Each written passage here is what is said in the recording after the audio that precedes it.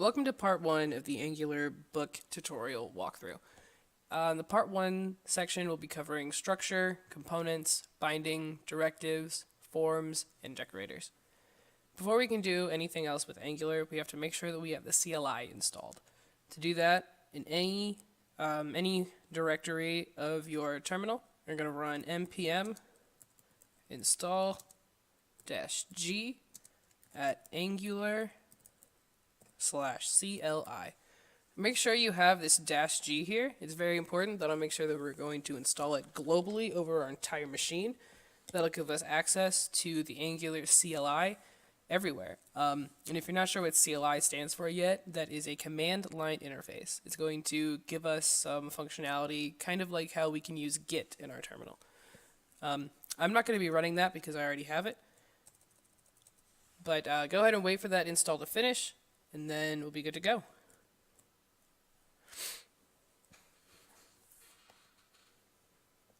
If you've already got that installed, we can start working on our folder structure. I've created a new folder here in my JavaScript library called 7-Angular. I'm going to make another folder in here real quick, and I'm going to call it Books.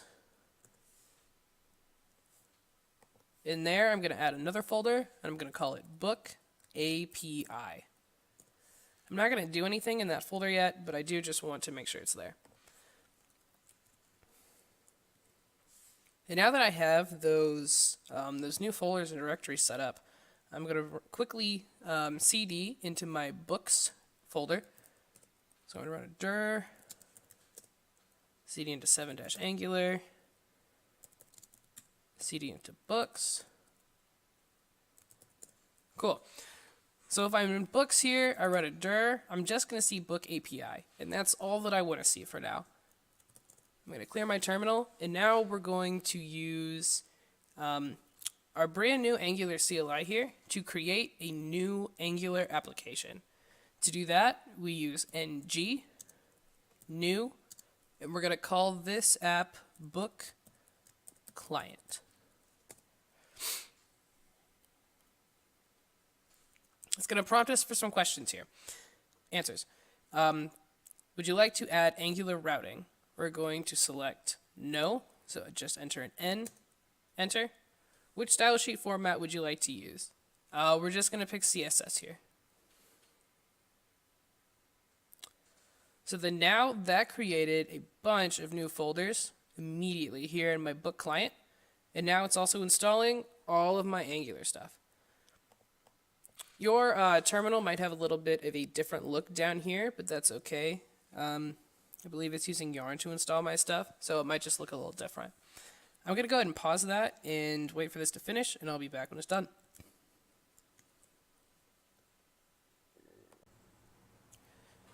Now that Angular's done installing all the rest of our files and folders here, let's take a look at all the stuff that it gives us.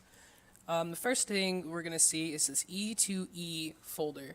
E2E stands for end-to-end, commonly used for testing. And in Angular, we use Protractor and Jasmine to perform our tests. Inside this folder, we have an app.e2e-spec.ts, and this is the file that's actually going to test the app using Jasmine. We also have an app.po.ts, which holds the higher overview of the app to test. Outside of that source there, we've got a protractor.conf.js, and that's going to hold the configuration for our tests. And then we have tsconfig.e2e.json, and that's going to hold the JSON data for the config file.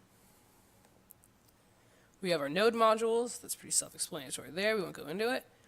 And then we have the source. So let's open that up, because that's where most of our app is going to live. We have our app folder, all of the components here. We're going to go into this directory here in a network of other folders and files. Right off the bat, Angular gives us a couple here. We've got app.component.css, which will be all of the styling that is applied to our app component. We've got the app component.html, which is going to be the HTML for the component. We have an app component.spec.ts, which is the test file for our app component, again using Jasmine. Then we have the app component.ts file. This is the TypeScript file for our component. It's going to hold on to all of our logic. And then we have probably the most important file here, appmodule.ts. That holds all the data and dependencies being imported and used. It also compiles all components, services, and modules, etc. into assets. And it's awesome. App module you can think of as being kind of like the brain for your application. All of your components are kind of registered to it, as well as any services you might have. Different Angular modules that you're using will all get routed into your app.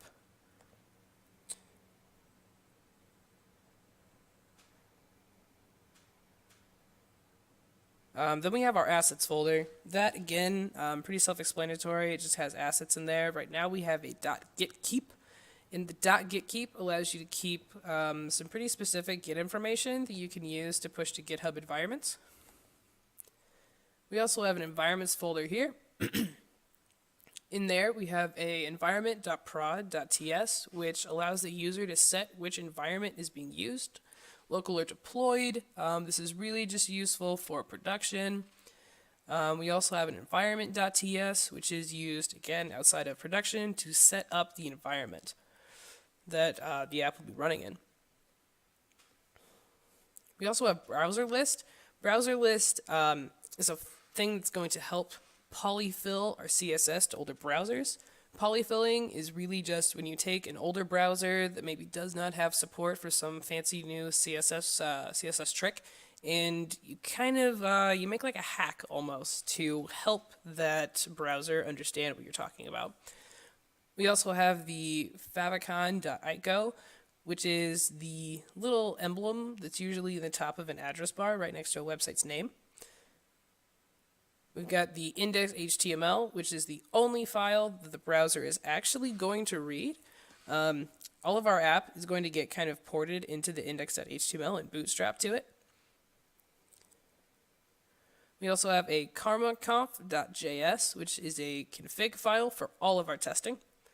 We have a main.ts, which is the middleman between the appmodule.ts and the HTML. We have a polyfills.ts, which gives info on upholding material for older browsers. We also have a styles.css, which is styling that could be applied to the entire project. We have a test.ts, which is testing the files based off of the karma.config file. We also have a tsconfig.app.json, which is the JSON for how we're going to compile our TypeScript into JavaScript in the application. Then we also have a tsconfig.spec.json, which is the testing file for the TS to the JS config in the app. We have a tslint.json, which is responsible for linting our TypeScript, which gives us some best practices automatically.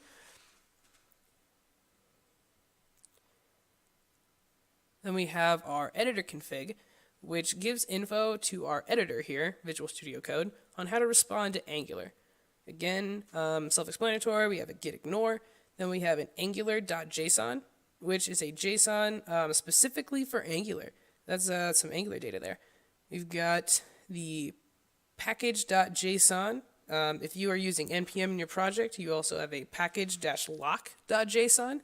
That's holding on to the information for all of your dependencies. We have a readme.json, which you'll commonly see once you kind of push an Angular app to GitHub. It'll be that front page whenever you visit your repo.